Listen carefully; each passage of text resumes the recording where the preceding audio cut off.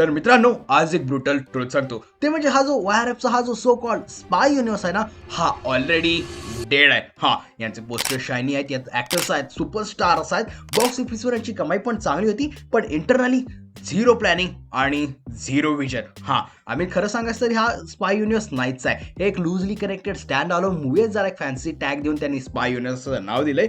Basically हा आपल्याला एक बॉलिवूड लेवल हा स्कॅमच विकतायत ते आपल्याला स्पाय युनिवर्सच्या नावाखाली. सो बेसिकली ह्या व्हिडिओ आपण 5 अशा मेजर प्रॉब्लेम्स बद्दल बोलणार आहोत, ज्याच्यामुळे हा जो सो कॉल्ड स्पाय युनिवर्स आहे ना, हा येत्या 1-2 वर्षात आपल्याला कम्प्लिटली कोलॅप्स होताना दिसून येईल. पहिला प्रॉब्लेम आपल्याला इथं बघायला मिळतो ना, ते म्हणजे इथं आपल्याला कुठलंच कनेक्शन दिसत नाही. I mean no real connection. एक प्रॉपर शेअर्ड युनिवर्सची सगळ्यात मोठी क्वालिटी काय असली पाहिजे, तर ती म्हणजे प्रत्येक मूवी ऑर्गॅनिकली इंटरकनेक्टेड वाटली पाहिजे. जसं आपल्याला मार्वल स्टुडिओच्या मूवीजमध्ये बघायला मिळतं, एक मूवी दुसऱ्या मूवीला पुश करते, स्टोरीला पुढे नेते, पण स्पाय युनिवर्स बस एक कॅमिओ, बस एक name drop and that's it. Tiger थ्रीच्या पोस्ट क्रेडिट सीन मध्ये आपल्याला कबीर दिसला, पठाणमध्ये कर्नल रुथराल टाकला आणि बस झालं युनिवर्स. प्रॉब्लेम नंबर 2 बघतो की इथं ऍक्टर्सना चूज केलं जातं ओव्हर स्टोरी. इथं स्क्रिप्ट तर विकतच नाहीत, इथं विकले जातात मोठे मोठे ऍक्टर्स आणि त्यांचे एंट्री सीन्स.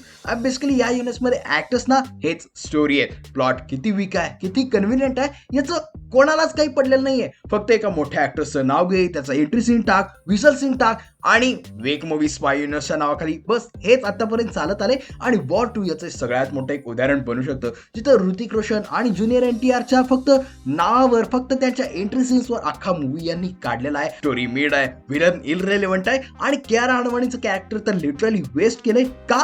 कारण YRF तर स्पाय युनिवर्स बनवतच नाहीये, ते विकतंय फक्त आणि फक्त स्टार पॉवर. प्रॉब्लेम नंबर 3 बनतो bad execution. Action Bollywood style पाहिजे आणि लॉजिक गया तेलने. VFX हाल आपण सगळ्यांनी बघितलेलाच आहे. पठाणमध्ये ते चाललं कारण SRKचा कमबॅकचा फॅक्टर होता, पण वॉर 2 मध्ये भाई फास्ट मुव्हिंग ट्रेनवर लिटरली एक माणूस होता आणि त्याला सारी हवा पण लागत नाही, त्याचा शर्ट सुद्धा आपल्याला उडताना दिसत नाही. आणि ज्युनियर NTR तर राव UAV ड्रोनवर फ्लाय करतोय, म्हणजे फुल ऑन क्रिंज मासी सीन.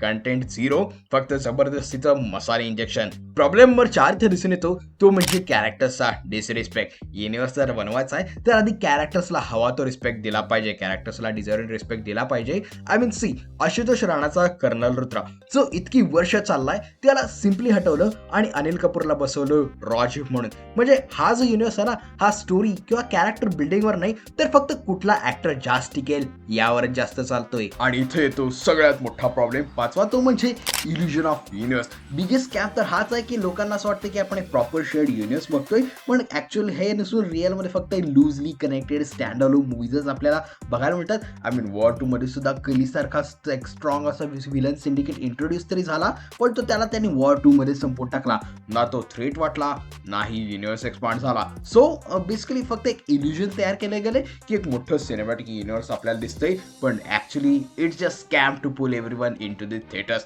आणि वॉर 2च्या एंडमध्ये पण आपल्याला बॉबी देओलचा अल्फाचा आपल्याला एक अनाउन्समेंट बघायला मिळाली. आय मीन सिरियसली तो स्टिरियोटाइप विलन जो आपल्याला ॲनिमल नंतर सगळीकडे दिसतोय, आणि त्यानंतर just announcement Pathaan 2, Tiger versus Pathaan, जेम्सचा स्पिन ऑफ आणि सगळं आपल्याला ऑलमोस्ट माहिती आहे, सगळे शेअर केले गेले, तर काही डिले केले गेले. So basically it's just nothing.